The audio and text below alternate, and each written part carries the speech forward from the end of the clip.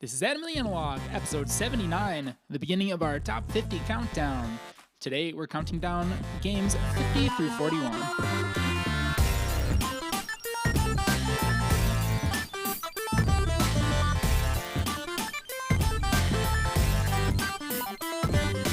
Hello and welcome to AdamantlyAnalog, the only board gaming podcast with exactly 50 years of experience in the board gaming industry. I'm your host, Harrison Dunn. I'm Corey, and how are you measuring that? Don't worry about the details. What?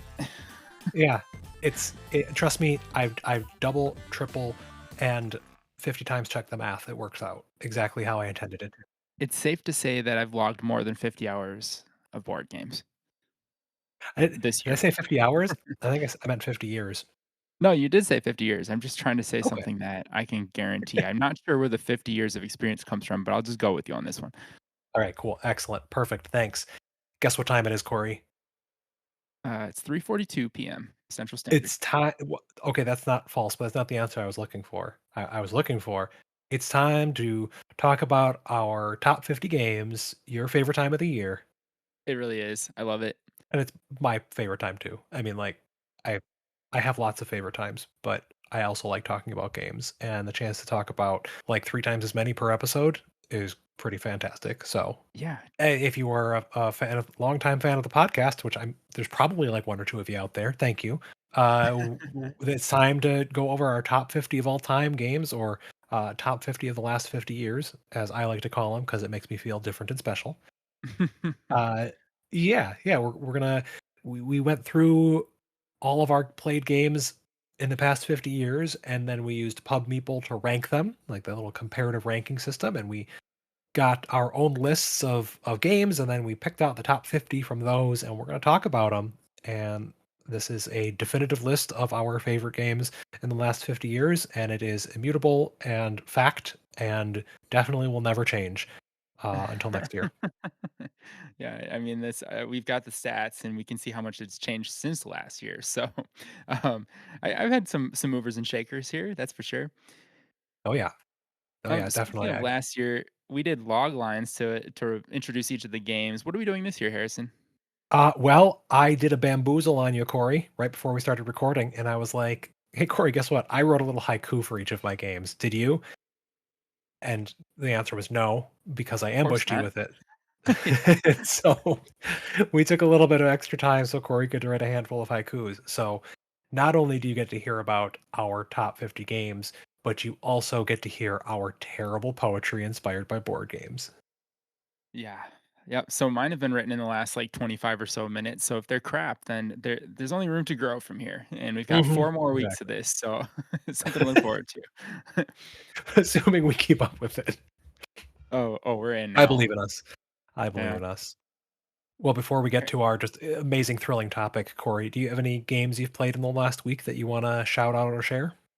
That's a good question. Nothing new that I haven't talked about recently, but I have to say I'm getting back into Board Game Arena now that things are so busy with the holidays. And Nikki and I've been running some games and turn based over the course of the workday, and we had some good rounds of Guild of Merchant Explorers and innovation going, and those ones are great on Board Game Arena. Not everything works great. I started a game of Galactic Cruise on there, and I was like overwhelmed by the amount of stuff in my tiny little cell phone screen. I had to Oh, I had to disembark right away. But I like to come back to that one on the laptop. I know you said you played it on there, right? I did the learning part. I learned Yeah. how to play the Okay. game. Yeah. Well, we should play that one together. I'll get the laptop going for it because yeah, some of them Oh just yeah. do not fit in a little window. Not to mention, I have a really hard time clicking on things, and so I have these weird strategies I have to do just to, like, choose my abilities in innovation, for example, where I'm, like, double tapping, and then I have to, like, zoom in and hit a certain part of the card to get it to, like, register Yeah. that that's what I'm clicking on. Yeah, it's not optimized for mobile, but that's okay. Yeah. Well, Yeah. Android has an app, right? Oh, they do. No, I did not. I Yeah, did not know and that. basically, I think it just opens the browser edition of it, so it's, like, nothing special, but it seems to work better for Nikki's phone, and I'm just over there, like, tapping away trying to do one thing. Anyways, how about you, Harrison? Well, I got a package in the mail yesterday that I was not expecting, and Lauren was like, "What did you order from Amazon?" And I was like, "I don't shop at Amazon. What is that for?" Well, it turns out my dear friend Corey sent me a little birthday gift, and it was a copy of Spectacular, the nature preserve building game from Chili Fox Games. And I was a bit surprised because I did not expect this. So thank you, Corey, so much for the thoughtful gift. And we got a chance to play it right away. And so I played that Spectacular. Sweet. And Corey, I think the name is a little bit of an oversell, but I enjoyed it. I played it once, I enjoyed it too, but I remember in 2025, going into Gen Con, it was the game that Rado was the most excited about, and, Oh, he kept saying, "It's spectacular, it lives up to the hype." So, I looked for it, and I think you did too, and it was pretty hard to track down at Gen Con, wasn't it? I tried to look for info prior to Gen Con, and just there wasn't enough info like on the BGG page or on the publisher's website. So Mm.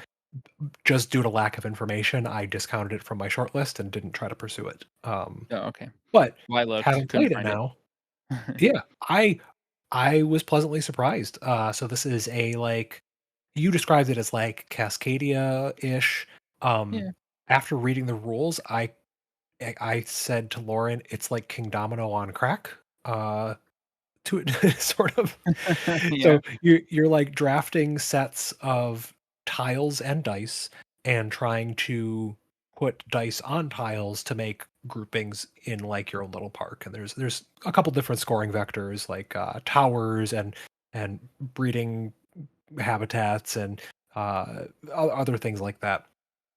But it's this neat drafting mechanism where you have a set pool of dice and tiles that are only your own, and then a set of dice and tiles that you pass between other players. And so you're always picking one die or tile from your own board, and then one die or tile from the shared piece that's going to go around the table. So you could pick two tiles or two dice, and then you can place them in any order. So there's a lot of flexibility in that system. But I found it was cool to have those like the ability to slow roll one thing, to kind of take what I needed to support the other draft, which was I thought was a neat twist on it. Um, Mm. and then I didn't do a very good job of teaching because I like read the rule book in 10 minutes while making dinner and then immediately taught it to Lauren. So we missed a couple key rules. Like she she didn't understand that the star your star animal at the opening of your park, you actually had to put a six on there. She saw the six printed on the space, so she just assumed it was filled. And so when it came to Mm. the end of the first round scoring, where you score dice attached to your entrance, she technically scored 0 because she didn't fill that space in. Yeah, yeah. So we just scored it as if she had that connected. And there was some other setup things that I had forgotten, like taking out the extra tiles for a high player count. But it was still enjoyable, and 22 minutes for the whole game. So I thought that was pretty cool. Yeah, that's good. And I gotta shout out the storage for this game. So it comes with its Mhm. own little tuck boxes and then a way to arrange the tuck boxes in there, and it makes this like perfect little grid inside the box. It is incredibly satisfying to put away. Um, so kudos on that to Chili Fox. Well, you sound like a big old board game geek when you're saying it that way. Yep, you got me. Yeah, that's awesome. I Oh, I thank remember you, the thank rule you, book Corey. being a little clunky when we learned it, um, but I've to play it again. Let's put that on the list, and maybe you can bring it next time we get together because it needs another round. I enjoyed it a lot first time. Yeah, it was neat. I'll definitely be playing it again. All right, man. Well, I'm thinking about how we're gonna do this, and we've got 5 weeks of top 10. We're gonna have to jump right in, but there's a lot of them that I have just outside my top 50 that I want to cover. But maybe like we'll do a follow-up episode where we talk about the stats about everything. Does that sound good? You want to stretch our top 50 into an additional episode? I don't know. I was just thinking, like, how do we bring in like the honorable mentions, like the ones that were just outside? I feel like it's worth talking about those. I think we don't. That's the point of doing a top 50. You gotta cut it Okay. off somewhere. But if you wanna share some, like, call outs, because I did some little spreadsheet magic for us so we can Did see you? Okay. what last year's, like, games were ranked, and how many positions they moved. So, like, high level, um, I have only 2 games on my top 50 that have moved up a rank, and the majority are unranked from last year or have moved down a rank. And then what is my yeah, I have one item from last year's top 10 that didn't even make the top 50. this year. So like I have some big swings in some Do of you? my pieces too. Yeah. Yep. I have a So lot like of movement on mine. It shows how yeah. fickle I am. There's like Mhm, maybe 2 I mhm. can see that moved 1 space or 0. I also have something in my top 10 that is the exact same rank, which I thought was wild. Oh, nice, okay. Yeah, yeah. Well, in the So, top we'll 10, I would we'll expect it. yeah. Now, I don't think we should talk about too much, like, if our rank differential is really close because I think we might be giving it away for each other, but I would like to point out, like, some of them that are really far apart. So, Uh-huh. like, I've got some that you have 168 places away from mine, which could only mean that you like it that much less. Yes, exactly. Because, yeah, within the top 50, obviously, that's how math works. But I did wanna point out, like, I've got a couple of, some that were new to the list that were just outside of the top 50. That's kinda why I wanted to mention. One of them was Ruins. I had that one at my 58. Really like that game, but once again, haven't played it a whole lot. Did that one make your list maybe? We'll have to find out. Alright, we'll have to find out, okay, and then I Oh, have Trajan on here, that's a new one to the collection, that one's my 68. And another new one, Rebirth. Played that one just a handful of times. That one's on my list at 72 as well. I do enjoy Rebirth. yeah. I've got lots on here that are new to the list, like I mentioned, earlier, but my when we did this last year, I forgot to import my full play history, so my rankings Oh, yeah. last year were actually didn't include any of the games I played in 2024. So, like, I think a lot of my list is gonna be changing a lot because of that. Oh, sure. Yeah. So, like, I Yeah. had played Harmonies at this point and Panda Royale at this point last year, but they weren't on my list at all, which I think is, like, crazy. Yeah, that's nuts. Yeah, so, cool. Okay. Well, I think Great. without further ado, we should get into it, Corey, and, Let's do it. I'm hosting this episode, so I'm just gonna go first. I'm gonna even skip the first player rule because Okay, that's you're called to make.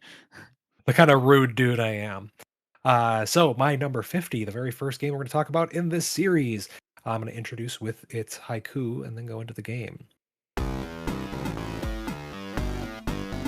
Hero or villain, a story of capes and cards, trick taking takes flight. Ooh, that's a good And this haiku. is thank you. That was the very first one I wrote. So this is Origin Story, the new Stonemeyer Ooh, superhero trick taking game. And yeah. when I ranked this, I had only played it once, and that's the kind of impact it made. I have since played it again, and it might even have gone higher at this point. Like it's a solid game. I'm really enjoying it. It just does a very good job of like creating a kind of like just atmosphere at the table about creating these characters, these stories about these heroes and villains, and I, it's pretty cool. I like it. Have you gotten a chance to try this yet? No, but I saw it at the store the other day and I almost scooped it up. I had to say It's no. it's pretty cool. Yeah, I would. If you tell me like a story is attached to a trick taking game, I'm immediately skeptical. Um, Not anymore. I'm very Mm, excited to see like what kind of spark this fires off for a lot of people and mhm. what iterations are going to be done in this space because it seems to work really well while still feeling like a trick taking game. We played it with our neighbors. One of our neighbors is very much like a she she enjoys playing the heavier euros and strategic games, but she just it they don't like click for her as well. But trick taking games, their go-to game is Wizard. She just Mm. crushes it at trick taking games, and she thrashed us in this. Like the final score, she had like 10 points on the next highest person. It was great. Um, Nice. so yeah, it is. If you are worried that this takes away from the trick taking experience, do not be. It's 100% a trick taking game. Um, and I think those that don't like trick taking games will still find a lot of joy in the other elements of it. To kind of loop you in it and make that feel more gamey. Yeah. So This sounds like a Corey kinda game, so I do have to try it. I mean, it's superheroes for one, yeah, but I love yeah. trick takers. So that is Origin Story from Stonemeyer Games. Cool. Alright, my number 50, it's kind of like Raw, only this one has some theme. Dwarves, dwarves, dwarves, dwarves, dwarves. It can only be one thing. It's, Nidavellir. And this one is up 64 spots since last year, which is a huge climb on my list. And I think, like, I was in a slump with Nidavellir last year, like, I hadn't played it in a while, and then as I like, I recently got the new edition of Raw, and then I don't know, it just, like, reinvigorated my interest in that, like, bidding style game and that auction kinda Mhm. game, and I ended up teaching Nidavellir to people as kind of like a gateway to Raw, and I started playing it more and more and more online and in person. It was at our local, game cafe, and I think it's just, like, more exposure to this game is reminding me of why I liked it in the first place because it's cool. I mean, it's easy to play, it's easy to learn, it's thematic, so it's fun, and it always leaves you thinking like, "Oh, man, I wanna try it again so I can go after that category more than I did in this game." You kind of have a different experience every time you build your I don't know if you call it a tableau in this game, but your stacks. You're Yeah, building yeah, stacks of sort of. dwarves that you're auctioning off, and it's all sorts of different synergies and scoring mechanisms between them. This was, like, one of the first or I've only played this game on, BGA, I think, and I Oh really yeah. enjoyed it, and I've wanted to play it in person and get it since, but I've not gotten the opportunity. The paper version of it is kind of unusual. The coins are on this big like three-dimensional display that you have to build. And Mhm. when I saw it, I was like, "Is that necessary?" But it kinda is because there's a big factor with, upgrading your coins where if one's not available, you go up to, like, the next highest value. So there's all this math you kinda have to do, and so keeping an eye on the availability of those coins is important. Um, but it seems a little excessive for a game of this ilk to have this big, like, giant coin display. Anyways, it's fun. I like it. The art is kind of unusual to me. It's like these weird sketches of these dwarf people, Yeah. and that is Nidavellir, number 50. Alright, number 49. A forgotten realm. Secret lords build a city with agents deployed. That's gotta be none other than Lords of Waterdeep. That is my number 49 from, uh, WizKids, right? Yeah, it's right next to me, I can just look. No, Wizards of the Coast, not WizKids. Wizards of Yeah. the Coast. Wow. Those wizard names, I get them all confused. Wizards these days, I tell you. Yeah, Lords of Waterdeep, the worker placement game set in, the D&D Forgotten Realm. I This was my number 26 last year, so it's dropped quite a few places, but it still holds a special place in my heart, as a just like a solid intro worker placement game, with a certainly appealing theme. You'd think, this game came out how long ago, and it still holds up, and there's, like, not a lot of games that are doing this theme well. It it's cool. I like it. It's a good time. Mhm. Nice. So, yeah, that is Lords of Waterdeep. All right. And my 49 down 11 places from last year, which I'd say is pretty consistent given, like I said, my list is all over the place this year. um, here's my haiku. Don't you screw this up, or we might all just explode. Let's just count to five. It's Hanabi, which is the cooperative hands to the center game of deduction and clue giving. Players are collectively trying to count from one to five in, I think it's five different colored suits in the Mhm. center of the table. And if they go out of order, they are lighting a fuse and getting closer to their own demise. You're also trying to manage the time counters, which is the number of clues you have to give. And I don't think I've ever gotten very close to getting all 5 completed, but the winning and losing is really kinda based on, like, a sliding scale of how much success did you find with your team, and as I've mentioned before, it's fun to compare to the chart in the rule book that tells you how well you did based on how many columns you were able to climb up or how many stacks you were able to fill, I should say. Um, and so then you'll see things like the crowd was inspired by your fireworks show, or if you did really bad, it'd be like, they didn't really care about your fireworks show. um, so earlier in this year, I had fun making an updated, revised Hanabi scoring sheet that counts up all the way to the maximum score, giving a different descriptor for every possible score you can get. And some of them are kind of hyperbolic, like bad, like the fireworks blew up in the truck before you even got to the spot of the show or whatever. But if you're interested in checking that out, you can find us on Instagram, and you can find it on our Instagram page. Makes the game even better. It certainly makes it more thematic. Yeah. Yeah, it's numbers and cards, Harrison, it's your kinda thing, yet you have it 197 places lower than me on your I chart. mean, the numbers and cards got a lot of room to work with, and Yeah. sometimes it just doesn't hit right for me. That's No, okay. it's a good game. It just, there are other numbers and cards I like better. All right. Well, this is one of my top ones. This is my number 49. So passing it back to you.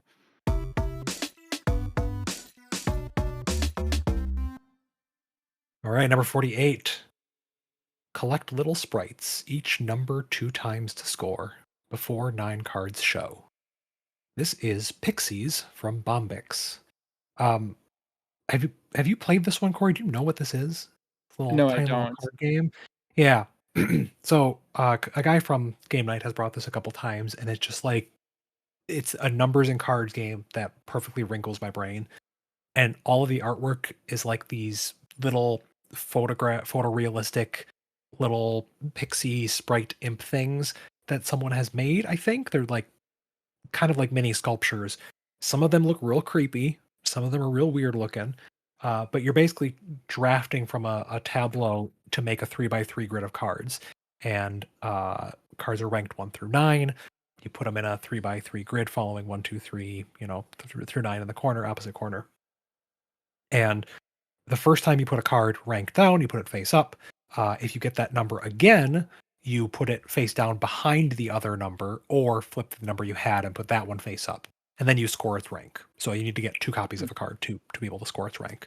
But then they also have a couple scoring conditions, like you're trying to get the biggest region of colors, and they have positive and negative pips on them too. So there's a couple different ways to score that are pushing you in different directions.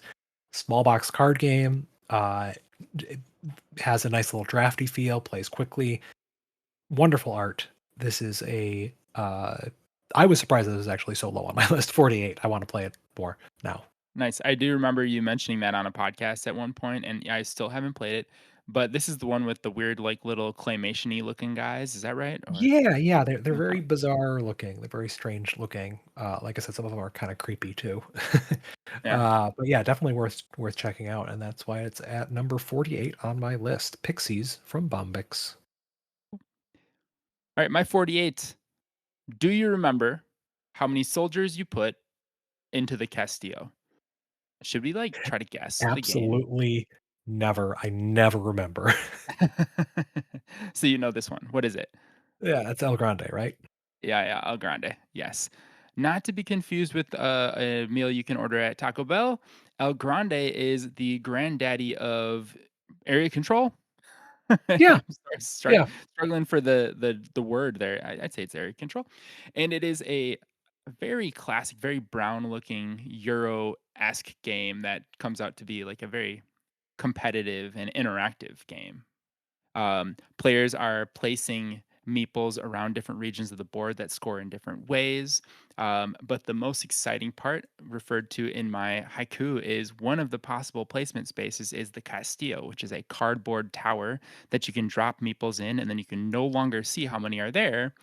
And so when you actually go to score the regions, players secretly assign where they're going to direct all of those soldiers, and then you dump them out and you say, okay, all of my 5 soldiers, surprise, I had 5, are going to go to this region and kind of shake up the balance of things.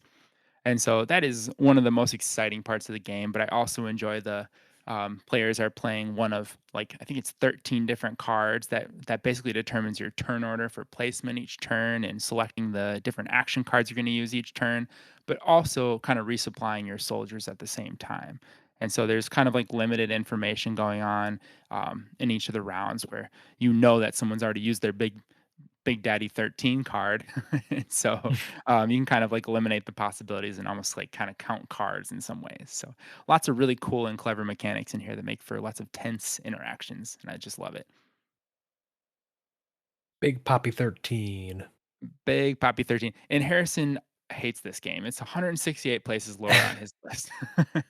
I yes, so there's like I traditionally don't like area control games. This does have like a little bit of a bidding element, auction element to it, which I'm also very bad at. So I I don't like this game that much, but I like it more now that I've played it a couple times.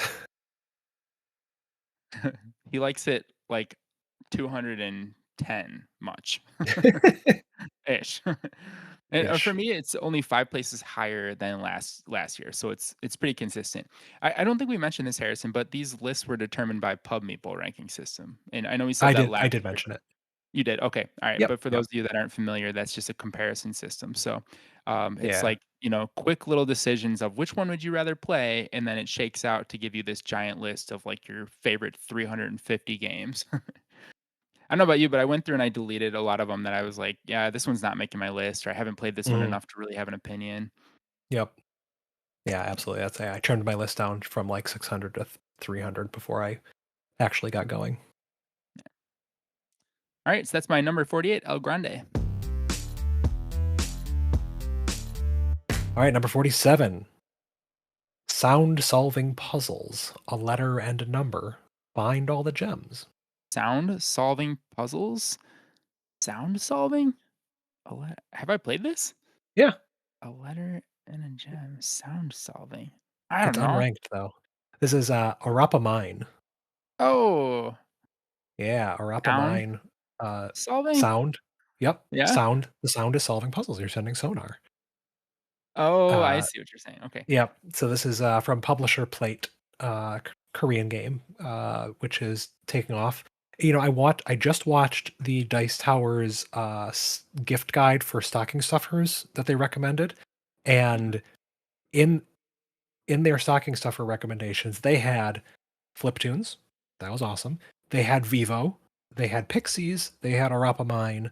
Uh, and Flip 7. So I was like, yep, I suddenly agree with everything Dice Tower says, which feels super weird. But yeah, they got some good picks there this year.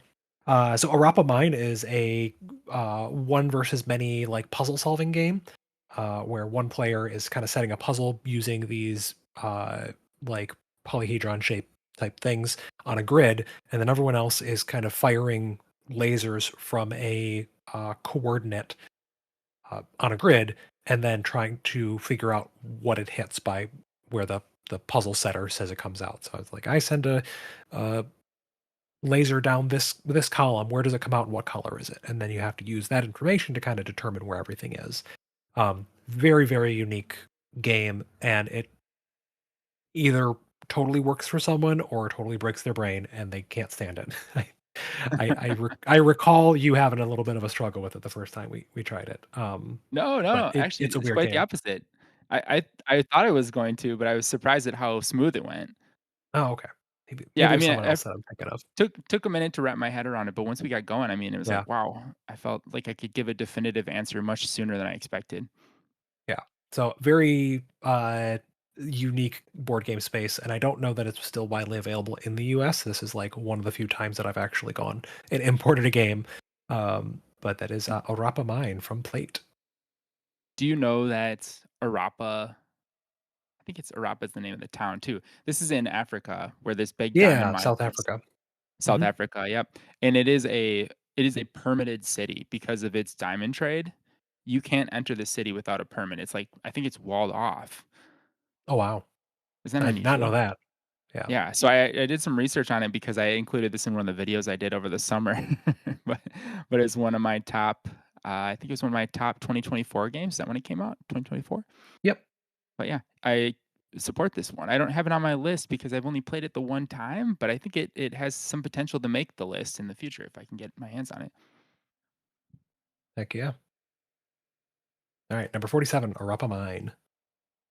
All right, my number 47, glorified card game that takes an hour to set up. Uh-oh, colonists. Card.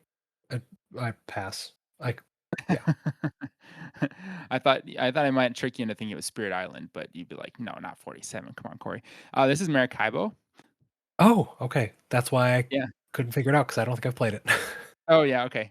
Well, if you have played this, you'd understand that it is truly a glorified card game. It's got a huge board and a complicated setup, but you're really just dealing with the multi-use cards, and it is an Alexander Pfister game, so if you're familiar with any of his other games, you know what that's like. The cards have like a shipping good on the side of them. They have a function on the bottom of them. They have point values. They have different costs, and sometimes they place meeples on the board that you visit when you pass them again. But I think I'm overstating that to some extent because it is a rondel game and the board is important. You certainly couldn't do without it. It's just that the cards are really the centerpiece to the game.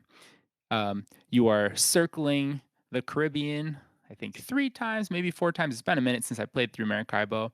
But each time you do it, you're visiting the same islands, and the board is developing over time because you're adding meeples that can help you and aid you. You're adding storms and different bits and pieces to the board. Actually has like a campaign part to it, even though it's a Euro game. It's got a campaign aspect, legacy kind of thing. Hmm. Um, but really fun game. It looks very complex and it is pretty complex, but it's one of those ones that once you start playing it, it's pretty smooth and a lot of the decision space is kind of narrowed by the fact that you can only go so many spaces each turn. I think most players are just overwhelmed by the sheer number of cards that they have in their hand at first, like a lot of games often do to you. Mhm. My number 47 is Maracaibo. All right, on to the number 46. Big Tree Little Map with dice that are never rolled. A tech race in space.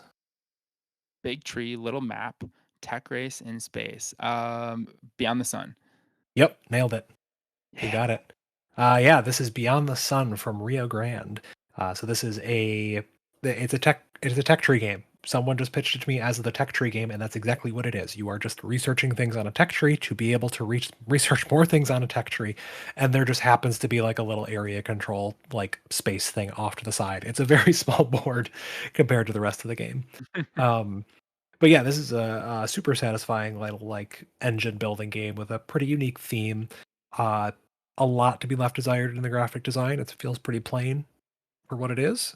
Um, Mhm. but fun fact: at the recent Proto Spiel, if you completed the Proto Spiel bingo by playing a bunch of people's games, Beyond the Sun was one of the games that you could get for free for Oh, completing nice. that bingo.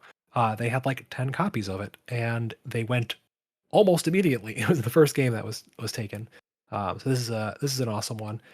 Uh, I also just found out while perusing the board game page that it's been re-implemented. There's a new version of it Mhm. called Beyond the Horizon. Did you know about this? Yeah, I did. I was just looking at it Oh, actually on the page. I had no idea. So I guess I'm gonna have to figure out what that's about after this call. Yeah. It looks like a different take on the area control part of Beyond the Sun because there is a little bit of that with the planets and the dice that you don't roll. Right, right. This one's more of a civilization theme. Okay. Yeah. I mean, it looks prettier, so that's cool. And there's a tech tree, and it's more of like, yeah, Civ focused. So that could be pretty nice. But completely different designer? No. Dennis Uh, Chan. Okay, never mind. It is the same yeah, designer, but he's got a this one's team. got Ben Pinchbeck and Matt Riddle on it, who are they're kind of all stars of board games. I think they know what they're doing. They might be taking more of like a producer kind of role in this sort of thing. I don't know. Hmm. I'll have to check it out and report back. Cool. That's my 103. I'm surprised that one didn't make it as close as the 50, but I like that game a lot too. Well, we all know that I'm the one who likes good games around here, so Fair I think enough. our listeners can accept that. That is my number 46, Beyond the Sun. All right, my number 46. You get just 8 cards, but you have to do a lot to be the first with 10 points. Okay, no, I'm gonna cheat because I did happen to recognize this one earlier because I looked at your list Oh, earlier. That's Res Arcana, right? yeah, it is. My first impulse was Concordia, but then I was like, "There's no way Concordia is this low on your list." So Oh, yeah, okay. yeah, Yeah, no, Res and also Arcana and yeah, yeah. I was gonna say also I think Concordia plays to more than 10 points. Yeah, it does. Yeah, it's in fact Concordia ends differently. It doesn't points thresholds don't trigger the end of the game. Res Arcana though, if a player ends with 10 points at the end of that round, the player with the most points wins. So it doesn't mean that that player is going to win, but it's kind of a little bit of a king of a hill situation that gets triggered. But the whole shtick with Res Arcana, which is a game by the creator of Race for the Galaxy, is that you are creating an engine with a deck of just 10 cards. And so you're going to be drawing these cards, you're going to be playing these cards, you're going to be discarding these cards for resources, and then shuffling kind of back through that small collection of cards. And you'll develop a bunch of different synergies and different combos while you do it. Most of it is in producing resources and converting resources. and then eventually buying these places of power that are these central locations that all players have access to, and they're, essentially just more cards that you can get that get placed in your tableau. But, Mhm. the idea here is that you really do start with such a small, like, set of cards to kinda discover how they interact with one another, and it's always a joy to sort of see how those things happen, even though, you may have played the game 100 times. It's like, "Oh, well, this is something I didn't consider." Really Yep, cool stuff. yeah. You can draft too, but I do enjoy the part where you just, like, shuffle 8 random cards and see what you get. It's kinda like opening a pack in Magic and just going with it. Yeah, remember Pack Wars? Yeah. I never Yeah, really that liked was a Pack Wars, but it this was is a different. very unbalanced format, but it was Yeah. neat. Yeah, Harrison, you've got this one on your list, 155 places below. I don't think I've heard you say that you didn't like this game, so I don't know. Maybe it's just a fluke? Uh, it's just I haven't played it a lot, and, Okay. I feel like it's one of those games that had I played it a lot earlier in my gaming career, I think I would have, like, latched onto it and never looked away. Yeah, yeah. But, That's true. Yeah, yeah, like in college, this would have been our bread yeah. and butter. Uh-huh, right, if this had gotten in front of us before Dominion, I think we would have been Res Arcana heads. Yeah. I Yeah. think I still could be. I don't have a group that likes to play this one with me. So, Nikki doesn't like it, and I don't know. I just never get it out with the friends, but I think it could be a game that some gamers just really latch on to if they have a friend that also likes to play it with them because it's a good one on one, a good on one game. But it's just it's you got to know what you want, right? So do some research if you're thinking about it. Yep. Yeah, that's You know what Res I'm gonna Arcana. do? Here's what I'll do. Send an email. I just invited you to a two-player turn-based game of Res Arcana on Board Perfect. Game There you Arena. go. I There you love go. it. Cool. That's my number 46. My number 45 is players wage their war in bands of colors or race. The dragon strikes thrice. Uh, oh, Ethnos. Yep. There you go. Got it. Nice. I Yeah. think it was pretty on the nose there. Yeah. Yeah, Good job. Ethnos, the CMON game of area control and cards, kind of ticket to ridey feeling, right? Where you're just kind of picking up cards until you can play a set of them. Um, and, for an area control game, I love it. It's cool. It scratches that itch of the uh, how is this game going to play? Because it's got that modularity in which different races you're playing with each game, and it's a very satisfying puzzle to play through, and great tension near the end of a round when that third dragon card is about to come out and end the round, whether Mhm. you're ready for it or not. So that is my number 45 pick, Ethnos, and this is dropped from 15 on my list last year, and I think that's just more a reflection of actually putting more games on my list. Mm. Because this is still a great game, and I would be like most games in the top 50. If you ask me to play that at any given time, I will say yes. Yeah, makes sense. That one's definitely a great game because it's on my list too, and you'll see it later on. Yeah, so that is Ethnos, my number 45. All right, my number 45. It's Quacks for adults. You'll find cheese in the streets and make a point salad. Street cheese. Yeah, you've never played this one, so you might not Okay. know, but Quacks for adults, can you guess? Uh, no. Oh, okay, it's Orleans.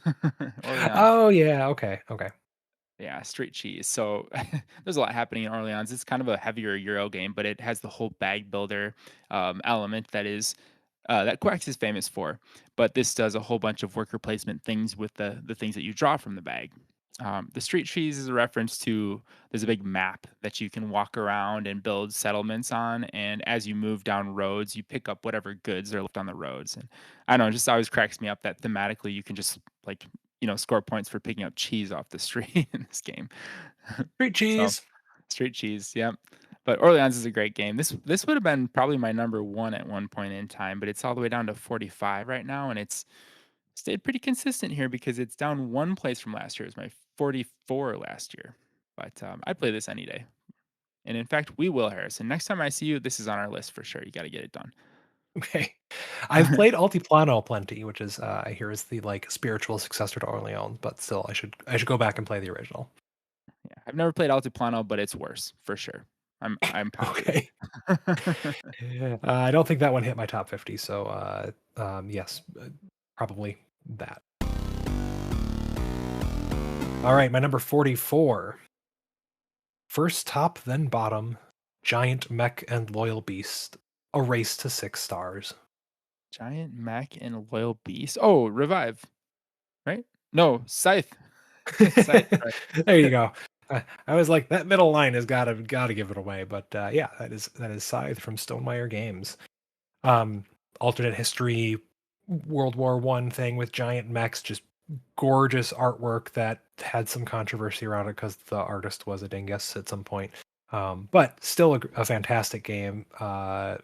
Wonderful, like, grand table experience. And despite how like heavy and rules intensive is, I love teaching this to like new players who are kind of just getting into board games because it is such like a just a huge table hogging cool experience that like if you can get people past that little hump of like so many rules, they're bound to have a great time, at least a memorable experience. Yeah, you So gotta suffer through the another first game every time. another big like area control game that I actually do love because this feels a lot more Euro-y. There's a lot more resource management, and the threat of combat is way more interesting than combat ever actually is in most games to Mhm, me. Yeah. yeah, Cold War. Yep. So that is my number 44, Scythe from Stonemaier Games. Okay, my number 44. I wrote this haiku before we decided we were gonna guess the game, so this one's got a little clue in it. Uh, Dungeons& and Dragons and Tetris had a baby. Cartographers, yay. What is it, Harrison? Is it cartographers? It is cartographers. Yeah, Dungeons and Dragons and Tetris had a baby. So I'm sure we'll be hearing about cartographers from Harrison shortly, but this is the best roll and write game out there.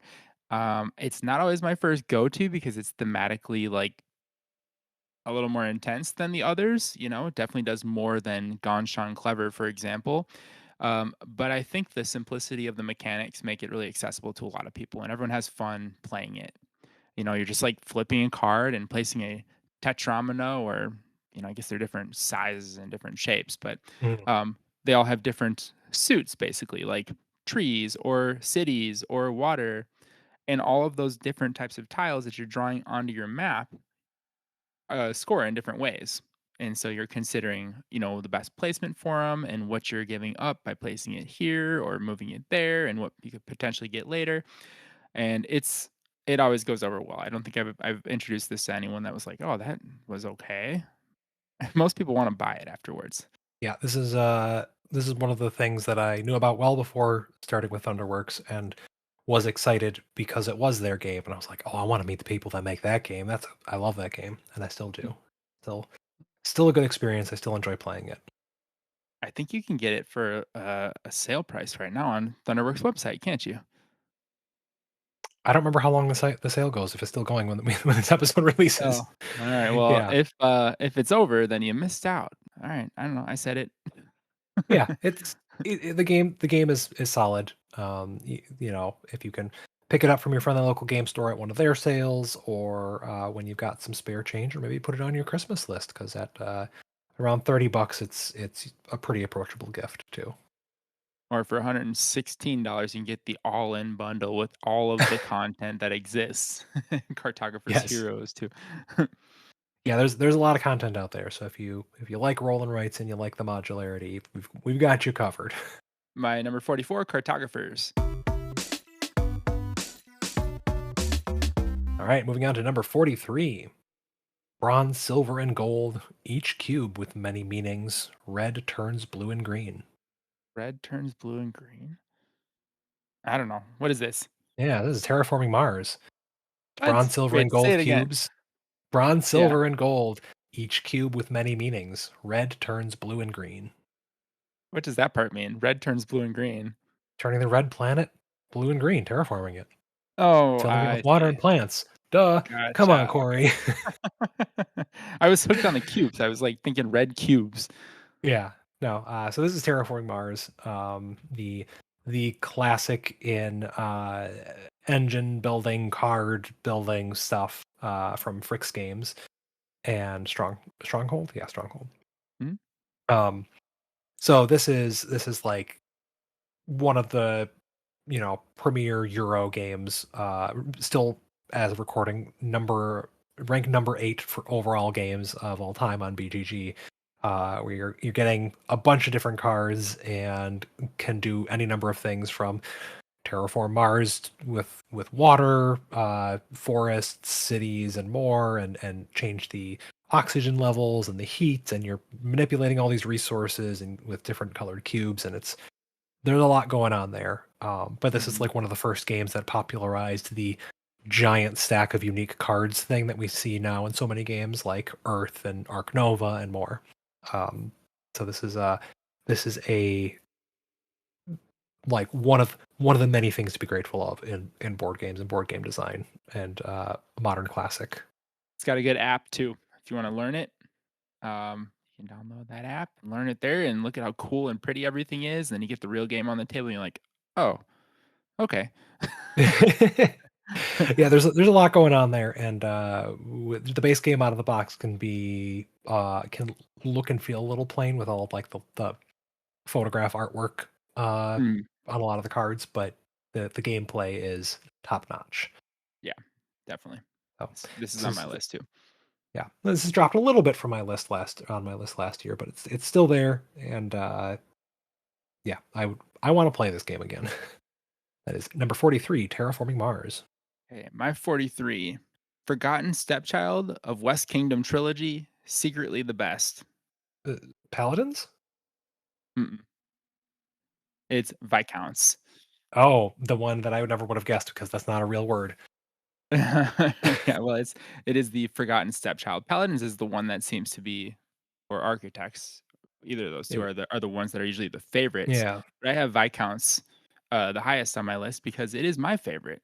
This one's cool. I mean, I don't know why it's moved up 22 spaces on my list this year because I literally haven't played it in 2024 or 2025, I should say, probably either. But, I have been thinking about it a lot lately, thinking, "Oh, man, I gotta get that one played again." Vicons is the weird, like, rondel, map where you're kinda moving your Viscount around the map and activating different types of effects. There's a lot of, like, set collection things happening. There is this cool card play where you're almost, like, building a deck kind of, and then playing the cards from that deck out onto your personal player board and causing other cards to shift over and then get kind of discarded off of this track that they're being added to. And so when that happens, cards have effects when they're added to the track or when they're removed from the track. And there's a lot of kind of cool and clever little mechanics here. But this is definitely the point in the Shem Phillips games where things started to really get heavy because from here on out, it's like everything is just like a 3.5 weight or more on BGG. Take it or leave it. It's for a different crowd, but I would recommend playing Viscounts if you haven't tried it. yeah, I have not tried it. I fell off of this series after Architects, because that was the real polarizing one in our household. That's around the Oh, time when really? Lauren discovered that she doesn't like worker placement games. So I ended up getting Uh, rid of my copy of Architects and then tried Paladins eventually and enjoyed it, but not enough to add it to my collection. Yeah, Architects is kind of the main one because you do that thing where you capture everyone else's pawns. Yeah, But yeah. yeah. All right. Anyway, so that was my number 43, Viscounts of the West Kingdom. All right, moving on to number 42. We're almost done with the list, Corey. Oh no. Small cards and hex map race for forgotten treasures. Leaders clear the way. El Dorado? Race for El Dorado? The quest for El Dorado. Yeah. Yep. Quest for El Dorado? Yeah, okay. I don't remember the leaders thing, but yeah, okay. Yeah, it's that's yeah, the whoever is the first to get onto a hex has to like clear the extra little uh Ah, piece to get in there. It's a neat little right. like catch up mechanism. So Yep. this is the deck building racing game from Reiner Knizia, published by Ravensburger, where you've got a little race or a little character that you're navigating through the jungle and villages and mountains and more, and trying to reach the end of the map by doing a little deck building mini game. It's just a very distilled deck building experience, like all Reiner Knizia games, and the modular setup, the different cards that can come out, and just the card deck building system on its own feels all very natural. I love the way that this game handles deck thinning, card removal. You can really only do it by visiting specific spaces on the map, and those are usually out of the way. So you have to like, you know, make a point to go out of your way in this race to try to be more efficient later on. That adds some cool elements to it. Yeah, that's So awesome. I This is a good game. I love Reiner Knizia, and this is kind of like a good intro to deck building while also being different from all the other deck builders with the board element. So mhm. I dig this Yep. one. Yeah, yeah. So that is the quest for El Dorado at number 42. Okay, my number 42. Do not eat the bits. They may look just like Starburst, but instead are glass. Well, that's got to be Azul, Corey. Yeah, it's Azul. So they're not literally glass, they're actually plastic and they do look a lot like Starburst, but the idea is that you are building a mosaic tile, and that means I think that they're made of glass, maybe not, maybe they're ceramic, whatever, doesn't matter. The point is, Azul is a very good um, drafting style game where you're puzzling different square bits of different colors and designs onto your board to create adjacency combinations that will score you lots of points. And the game is mean because you can stick people with tiles that they cannot use because those are maybe the only choices they have left when their turn comes around. And then all of the tiles that they cannot use are not only wasted, but also cause negative points to their scoring. So Azul is it can be a very competitive game. In fact, it's part of the World Series of board games. And I can only imagine that at those high tables there's some very focused and very mean uh, spiteful playing going on. Oh yeah, yeah. That's got to be cutthroat. Yeah, yeah, definitely. When I was rating these games, the if I was hemming and hawing between two choices, I would always just ask myself, what game would I play right now? So like that has kind of driven a lot of my decision making for some of this. And like Yeah. Azul, I really like that game, and I was like, well, where is it? It's very low on my list. And then when I was looking through my list, I saw something on there that is in your top 10. And I was like, how is this not in my top 50? And it's because I just didn't want to play it right now when I made the list. So I thought I'd throw it in there. Um, I'll try to remember that next time you give me grief for one of my rankings not being on the There nose. you go. Yeah. So anyway, that being said, number 41 in the last game that I'm going to talk about today, Rush to find treasure. Ghostly dragon's wrath is near, clanking to the grave. Clank. Which one? Catacombs? Yeah, there you go. Clank Catacombs. Yeah, so number 41 is Clank Catacombs from Direwolf. This is the modular tile version of Clank. That just had a new expansion come out recently. Underworld, I think, with like a Cerberus or something on it. Looks pretty cool. This is the deck building game where you are exploring a dungeon, in this case, a catacomb, and trying to get treasure before you make too much noise and get eaten by a big skeleton ghost dragon. Yeah, I don't know what more there is to be said about it. Solid addition to the Clank universe. Mhm. And I I don't know if I think I'd rather play this or regular Clank, but at the time of making this list, it looks like I prefer regular Clank. But that might just be because of like how much more stuff there is for regular Clank and in Oh, general. yeah. Like there's so many more maps and variations and variables. And to an extent, like this one's just a hair more complex. There's a little bit more going on. Most of the time when I'm going to teach a new player Clank in general, I would usually teach them the base game. Unless they're like a real core crunchy gamer, then I'll probably go for Clank Catacombs. But yeah, it's a super solid game, and I am very excited to see what clanking happens next from that team. Hmm. But that is Clank Catacombs at number 41. I think they gotta do Wild West next. That would be fun. And they did Wild Tiled West already, so but maybe we'll see. Yeah, but not Clank, though. Come on. Alright, so my number 41 is 50 mission story, but it's just cards with numbers. The OG Trick Taker. Okay, I don't think the crew is the OG trick taker, Yeah, but I see what you're saying. Listen, I ran out of syllables. The point is, I was trying to make the I was trying to get across that this game started a wave of followers trying to do trick taking co-op games.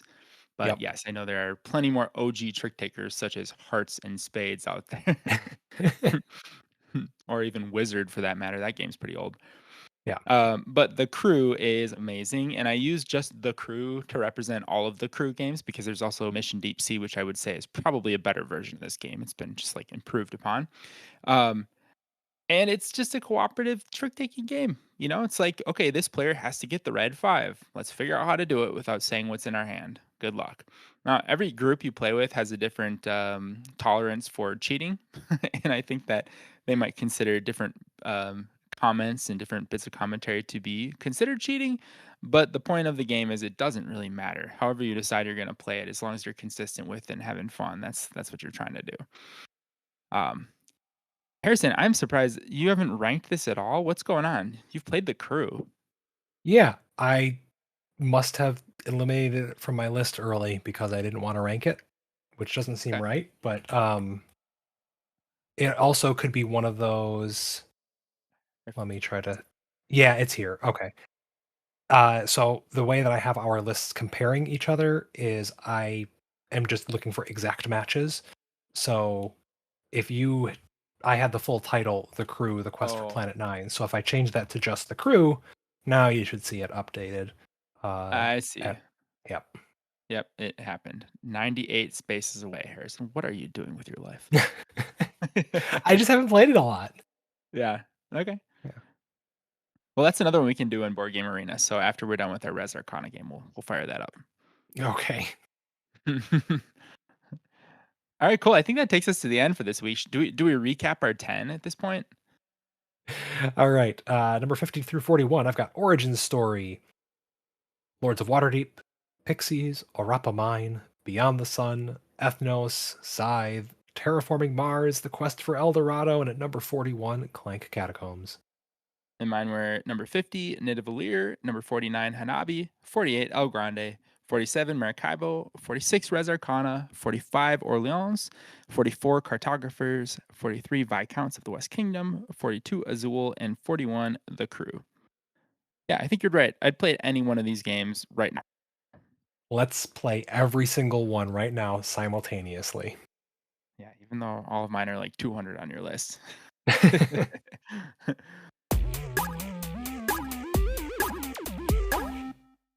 All right, cool. That makes for a good podcast though, because we can't just agree on everything, right? That would be boring. Yeah. And we might as well just do a podcast on my own with Yeah. myself. All right, cool. Well, I'm looking forward to talking about number 40 through 31 next week. Yep, that's what we'll do. That's how it will be. There will be that and 20 more bad haikus. I hope you are all very excited for that because I'm already regretting this commitment, and I'm very excited for it. Yes. All right, catch you next time. Whoa, Corey, you been doing anything besides playing all those cool board games? Oh, we're doing that? No, I haven't. Not that I can Oh, report right okay. now. Yes, we are doing it because I have to share what Okay, I've been fine. doing. I've been playing Donkey Kong Bonanza because Lauren Oh, got me a Switch 2 as a little early birthday gift, and oh, banana! It's good. It's like Mario Odyssey, but Donkey Kong, and you can break everything. It's just more giant playground sandboxes. It's just satisfying Nintendo goodness. Switch 2s are pretty fairly easy to get, but also I expect it'll be also around for a expensive. while. So yeah, so no rush to grab it right now, especially if you've got more important things to do, like I don't know, buy food, pay rent, Yeah, right. drink water. Yeah. Harrison, for a guy that doesn't want me to acknowledge his birthday on the podcast, it's come up a couple of times on here. So I think the people know now. It's happened. It's happened. We just don't have to talk about the exact date. Oh, yeah, yeah. That's all. Okay. Yeah. Okay. Thank you everyone so much for listening today. Hope you all enjoyed part one of this top 50 and join us next week for the next 10, 40 to 31. Yep. Bye. Bye. Thank you for listening to the 2025 edition of Adamantly Analog's Top 50 Countdown. Adamantly Analog is Corey Murphy and Harrison Dunn, and this list reflects our opinions of the greatest games of all time. If you have your own opinions on what should be included or what was omitted, please let us know on Instagram at AdamantlyAnalog. We'll catch you next week.